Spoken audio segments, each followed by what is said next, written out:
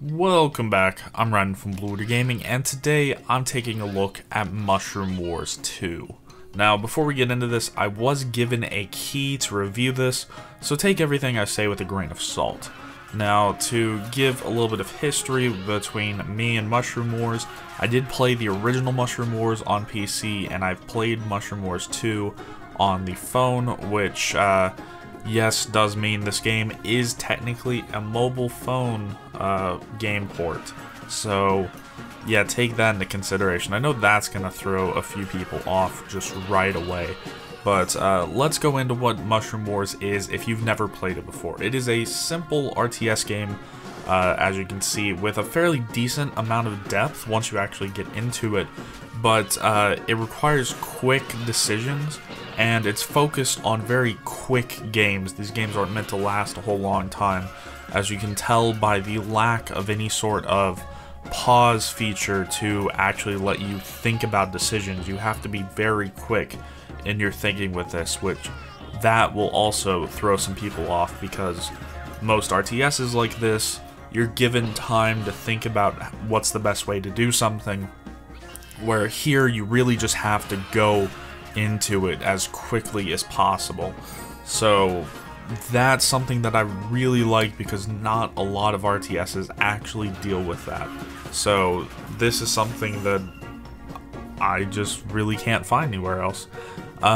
Next, I know people usually hate the options menus in phone game ports, but this one actually has a pretty decent amount of settings, even allowing for 4K resolutions and separate audio sliders, everything that you'd really want in a game like this. The only thing that it's missing is an option for windowed borderless mode, and personally, with a multiple monitor setup, I really like it when games have windowed borderless mode, but sadly this does not. You either are full screen or you're in a window, so that kinda sucks.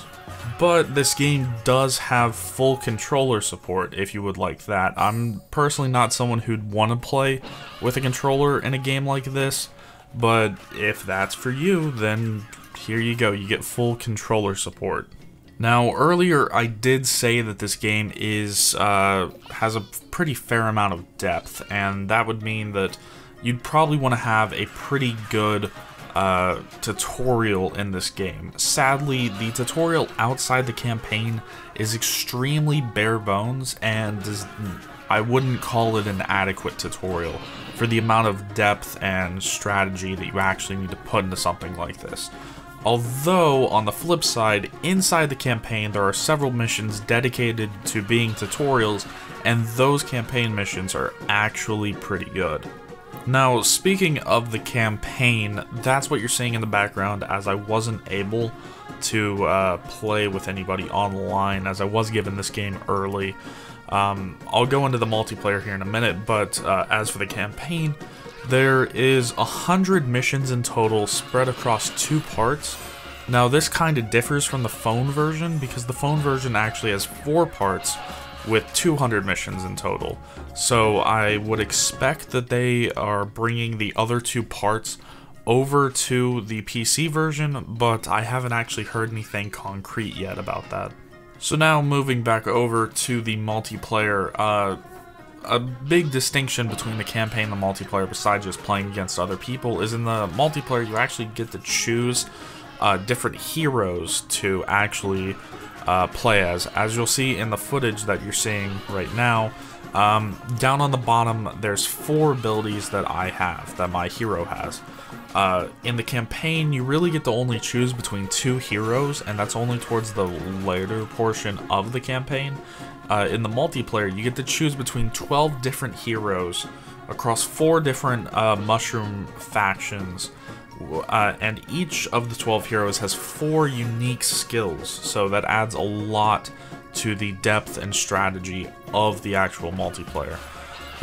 For online competitive play, they have a 1v1 mode, a 3-player free-for-all, a 4-player free-for-all, and 2v2 game modes. So that is pretty cool. For private custom games, you can have 1v1, 3-player free-for-all, 4-player free-for-all, and 2v2. And they didn't have it when I was playing, but they are supposedly adding in some local multiplayer, so that is actually going to be something that's pretty cool to see.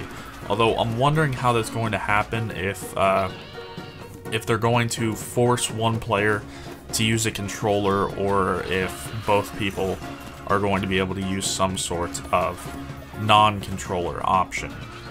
So besides that, they have one option that I really like the idea of, but I find that it's implemented a little oddly.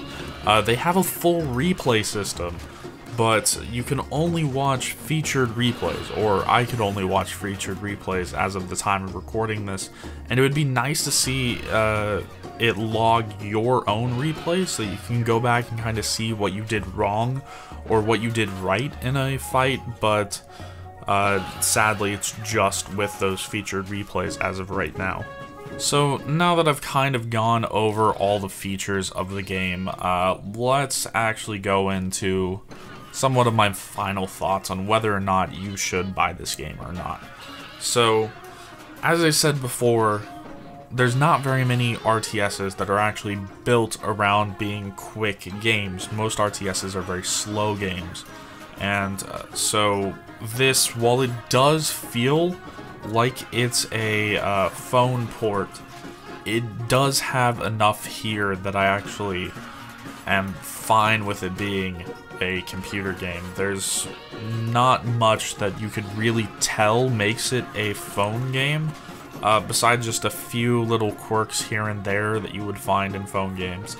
But overall, with the campaign and the private multiplayer and the local multiplayer that they're adding, I think that this is something that you might want to look into if this looks like your kind of game. Although I would recommend that you pick it up on a slight sale. This is starting out at $15 or your regional equivalent. And for me, that's a little bit of a hard sell at that price point. Once it goes down to maybe like 10 or so, then that's something that I could see is a lot more reasonable for what you're given. If this game does happen to have a pretty large, or a fairly large multiplayer scene, then I can see that $15 price point being there, but until I can actually get in and play the multiplayer, I would have to say just keep waiting for a sale. I know that there's currently a release sale going on that puts it down to I think about $12 or $13, and if this is the game that, if this looks like something that you'd really want to get, then that would definitely be worth it for you. But yeah, I'd recommend waiting for it to go down to like that $10 price range or so before picking it up for the average person. So that's going to be it for this. Remember, I'm Ryan from Blue Gaming, and I'll see you guys in the next one.